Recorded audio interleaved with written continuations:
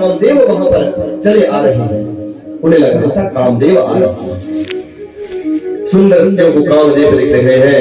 जो वहां पर गोपी गोपाल थे, गोपी जन थे, उन्हें लग रहा था हमारे स्वजन है, हमारे वाले हैं, हमारे में से ही तो एक कन्हैया है। श्री भुजाम अर्थात जो दुष्ट राजा थे, उन्हें भगवान शासक के रूप में लिख रहे थे कि कोई बहुत बड़ा राजा आ रहा है, शासक आ रहा है। शास्ता सपितृ जो उनके माता पिता थे अर्थात देवकी वसुदेव, वहां पर जो नंद बाबा थे, नंद बाबा को लग रहा है मेरा शिशु आ रहा है, मेरा बच्चा आ रहा है। मृत्यु भोजपति अर्थात कंस जो रंगमंच पर बैठा हुआ था, उसे साक्षात मृत्यु लिख रही थी। मृत्यु भोजपते विराट विदुषाम। और जो अज्ञानी जन थे उन्हें भगवान जान विराट स्वरूप में दिख रहे थे। विराट भगवान चले आ रहे हैं।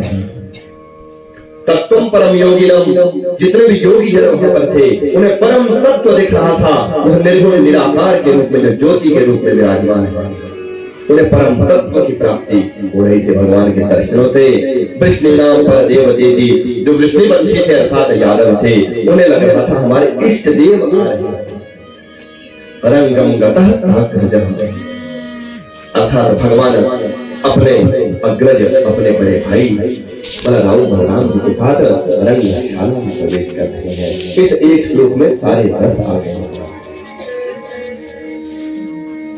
रौद्र रस है, अद्भुत रस है, श्रृंगार रस है, हास्य रस है, सख्य रस है, वीर रस है, वात्सल्य रस है, विभिन्न रस है, भयानक रस है। यह 9 रस हुआ करते हैं। इस एक श्लोक में सारे रसों का रस विद्यमान है। पिबंतम केवल चक्षुभ्याम, लिहंत्यम केवल जिह्वया, जिघ्रन्ति केवल नासाभ्याम, शेषंत्य केवल। ऐसे परमात्मा आ रहे हैं। सब सोच रहे हैं कि हम आंखों से इन्हें पी जाए। अरे पी तो मुख से किया तो मुख से जाता है, परंतु परमात्मा रस स्वरूप है। और जब हम उनके उस दिव्य उस वपु का हम जब ध्यान करते हैं, हम जब उनका दर्शन करते हैं उनके विग्रह का, तो हम आंखों से उन्हें पीते हैं और अपने हृदय में उन्हें उतार लाते हैं। ऐसे ही आज सभी सोच रहे हैं कि हम उन्हें आंखों से पी जाएंगे। जब भगवान आगे गए, आकर के चाणूर और मुश्तिक आए, कहा कि हमसे 2 हाथ करो। भगवान ने कहा अरे तुम इतने बड़े योद्धा हो, हम तो छोटे छोटे बच्चे हैं, तुम्हें शर्म नहीं आती? हम छोटे छोटे बच्चों से तुम लड़ रहे हो। तो ऐसा वो चाणूर मुश्तिक कहने लगे, न बालो न किशोरत्वम बलश्च बलिनां वरः, लीलैव हतो येन सहस्रद्विपदसा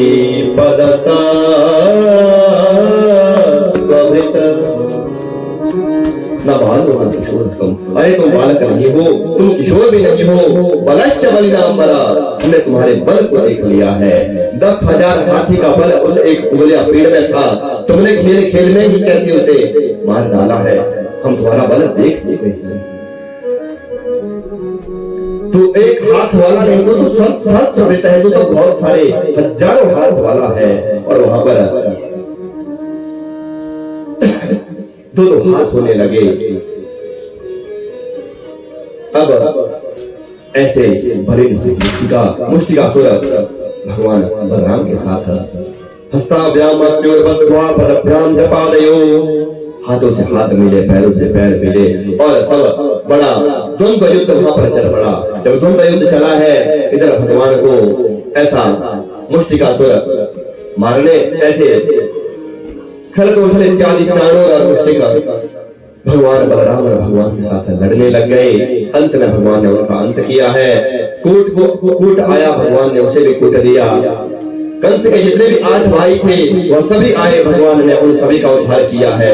अब कंस ने देखा और हड़बड़ा गया और देखने लगा कि इसने तो मेरे सारे मल्लों का नाश कर दिया है।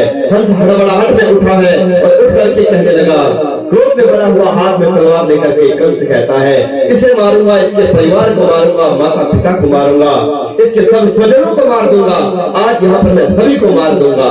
भगवान हंसने लगे, अरे इसकी तो बुद्धि भ्रमित हो गई है, किस किस को मारेगा। भगवान वहां से सिंहासन पर चढ़ गए और सिंहासन पर चढ़ करके ऐसे भगवान ने उस कंस को पकड़ा, जकड़ा, पृथ्वी पर पटका और सारे त्रिलोकियों का भार उठा करके भगवान जैसे ही इस कंस के ऊपर बैठे वैसे ही उसके सारे प्राण रहे सभी भी प्राण उड़ गए। बोले कंस सारे भगवान की। कंस का प्राण हुआ, कंस का जैसे ज्योति निकली है भगवान के चरणों में विलीन हुई है। अंत में भगवान ने अपने माता पिता को छुड़ाया है और वहां से भगवान सांदीपनि गुरु के यहाँ गए हैं, उग्रसेन जी को राज्य दिया है। भगवान का यज्ञोपवीत संस्कार हुआ है। सांदीपनि गुरु के पास भगवान ने 64 दिनों में 64 प्रकार की विद्याओं का अध्ययन किया और जब 64 प्रकार की विद्याओं का अध्ययन किया है, आज भगवान ने कहा अपने गुरु को, गुरु ऐसे ही होते हैं महाराज, अपना सर्वस्व अपने शिष्य को लुटा देते हैं। हमारे गुरुदेव बैठे हैं, इन्होंने सारे जीवन बच्चों को पढ़ाया लिखाया, ऐसे ऐसे बालक बनाए, इतना ज्ञान उन शिशुओं को दिया, उन शिष्यों को दिया। आज विभिन्न विभिन्न दिशा में ऐसे वह अपना चमत्कार दिखा रहे हैं। गुरु का यही कर्तव्य है, गुरु भगवान को दिखा देता है। गुरु और भगवान दो नहीं है महाराज, गुरु और भगवान एक ही है।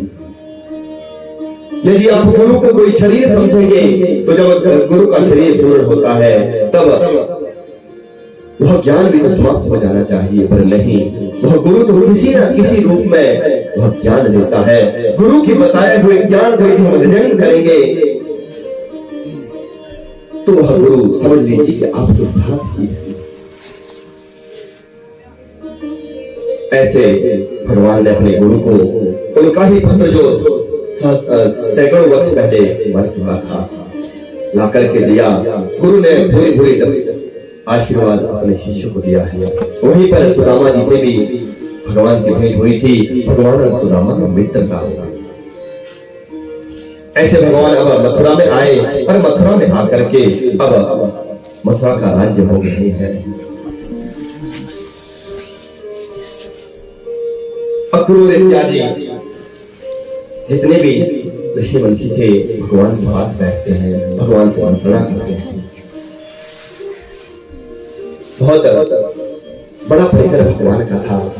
यदुवंशी वंश थे। भगवान ने जब अपने माता पिता को छुड़ाया, इधर भगवान ने नंद बाबा को घर भेज दिया था। कहा था नंद बाबा मैं कुछ दिनों बाद आऊंगा, अभी मैं अपने माता पिता की कुछ सेवा करवाऊंगा। नंद बाबा भी वहां से चले गए थे। इधर जब भगवान अपने धर्म सभा में बैठे रहते थे, धर्म का उपदेश देते रहते थे, वहां पर उनके मंत्री थे जिनका नाम था उद्धव। उद्धव बड़े ज्ञानी थे। ऐसे उद्धव जिन्हें ज्ञान का थोड़ा सा अभिमान भी था। भगवान भी प्रतिदिन मंत्रणा उन सब से किया करते थे कि किस तरह से हमें इस राज्य को चलाना है। अब एक दिन भगवान वृंदावन की तरफ मुख करके मोटे मोटे अश्रुपात कर रहे थे। शिव ऐसे भगवान वृंदावन की तरफ देखते साय के समय उनको अपनी गोपियों का, अपने ग्वालों का ध्यान आता। और जब भगवान को ध्यान आता तो ऐसे भगवान मोटे मोटे आंसू बहाते थे। उद्धव जो थे कृष्ण नाम परवरो मंत्री कश्यप तैतः सखा शिष्यो बृहस्पति साक्षात उद्धवो बुद्धियुक्तम।